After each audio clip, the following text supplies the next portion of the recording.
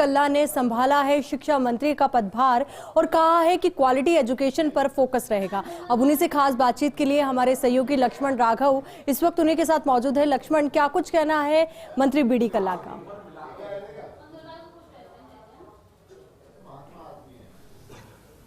देखिए, राज्य मंत्रिमंडल में सबसे वरिष्ठतम चेहरा है डॉक्टर बीडी कल्ला, और शिक्षा और बीडी कल्ला एक दूसरे के पर्याय हैं। अगर मोटे तौर पर उप मंत्री से सफर शुरू करके यहां तक देखें, 5वीं बार जिम्मा है, 9 साल तक एक तरह से टोटल टेन्योर में उन्होंने संभाला है।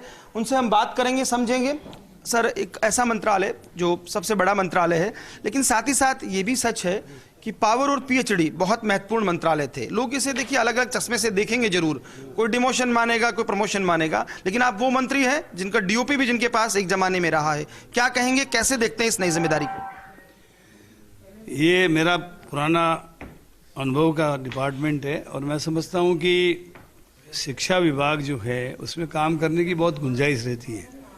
पिछले वर्षों में शिक्षा में खूब विस्तार हुआ है। गांव-गांव में स्कूल खुले हैं, गांव-गांव में नए विषय खुले हैं और गुणात्मक सुधार भी हुआ है। महात्मा गांधी अंग्रेजी मीडियम के स्कूल वगैरह खुले, उनके और विस्तार की आवश्यकता है। और इसके साथ साथ जो शिक्षा में वक्तन वक्तन नवाचार होते हैं, उन नवाचारों को आगे बढ़ाने की आवश्यकता है। मैं उम्मीद करता हूँ कि जो अनुभव मुझे पिछले वर्षों में मिला है उसका लाभ विभाग को देने का पूरा प्रयास करूँगा। आपको मिस्टर अशोक गहलोत का मिस्टर रिलायबल माना जाता है, और देखिए शिक्षा विभाग को लेकर बीते दिनों में जो सुर्खियां बनी, जिस तरह के सवाल हुए, जवाब आए, करप्शन एक बड़ा इशू रहेगा, तबादला उद्योग बन गया इस विभाग में। तो ये जो तबादलों की बात है, इसको लेकर क्या मन में है? क्योंकि जैसा कि मैंने कहा कि आपको रिलायबल तो मिस्टर अशोक गहलोत माना जाता है। देखिए, मॉब मेंटेलिटी में कोई आदमी कुछ भी कहते, उस पर कोई भरोसा नहीं किया जाना चाहिए, लेकिन निश्चित रूप से ये बहुत चुनौतीपूर्ण विभाग है और जो चुनौतियां वक्तन वक्तन आती है उसका अनुभव के आधार पे ही समाधान होता है।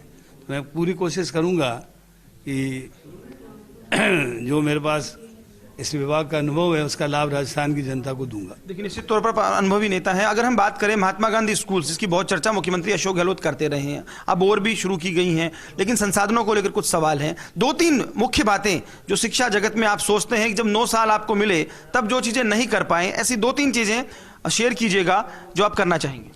विद्यालय विकास समितियों का गठन हमने मेरे पूर्व कार्यकाल में किया था और उन्होंने कई जगहों पे बहुत अच्छा काम किया है, लेकिन सारी की सारी विद्यालय विकास समितियां बहुत अधिक सक्रिय नहीं रही है। जहाँ जहाँ जिन गांवों में, जिन स्थानों में ये विद्यालय विकास समितियां सक्रिय रही, वहाँ बहुत अच्छा काम हुआ है। तो उनको सक्रिय करने का एक तो प्रयास किया जाएगा ताकि विद्यालय प्रबंधन में वे अपनी प्रभावी भूमिका निभा सकें।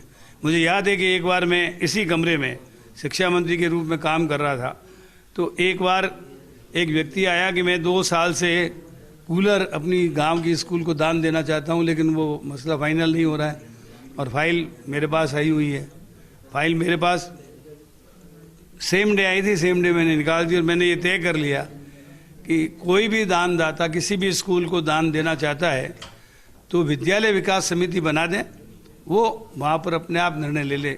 इस प्रकार की फाइलें सचिवालय में आने की आवश्यकता नहीं है। और उस दिन के बाद में प्राय जो मामासा जो किसी भी स्कूल में कोई कमरा बनाना चाहते हैं, दान देना चाहते हैं, वो विद्यालय विकास समिति ही तय कर लेती है। आप देखिए, इससे हजारों लाखों फाइलें जो आती थी सचिवालय में वो वहीं पर डिसाइड होने लगी। तो इस तरीके के कई नवाचार हमने किए थे और वो आगे भी बढ़े।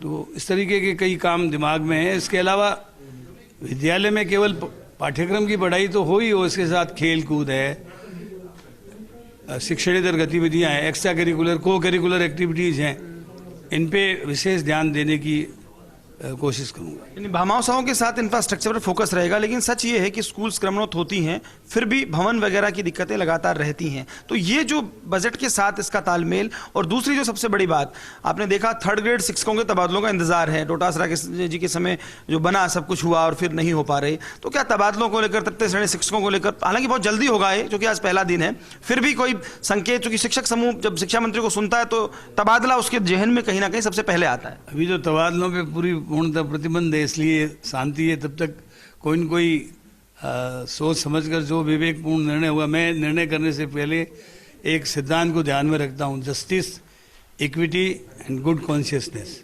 समता, विवेक और प्रांग न्याय।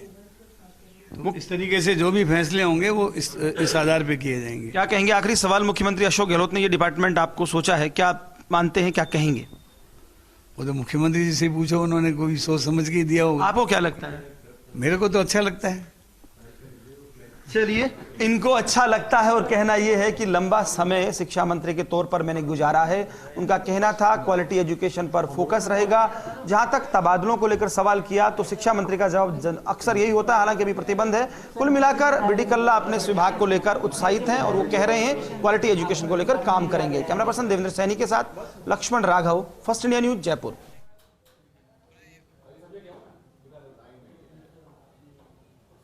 तो डॉक्टर बीडी कल्ला ने शिक्षा मंत्री का पदभार संभाला है और फर्स्ट इंडिया ये सुपर एक्सक्लूसिव तस्वीरें इस वक्त आप तक पहुंचा रहा है। आपको बता दें, उन्होंने बातचीत में ये भी कहा कि क्वालिटी एजुकेशन पर उनका फोकस रहेगा, तबादलों पर अभी बात करना उचित नहीं है। तो वहीं शिक्षा के विकास पर फोकस रहा है, महात्मा गांधी स्कूल्स बनी है। अब ऐसे में उनका जो एक्सपीरियंस है इस फील्ड से जुड़ा हुआ, तो उसको लेकर वो आगे की रणनीति बनाएंगे।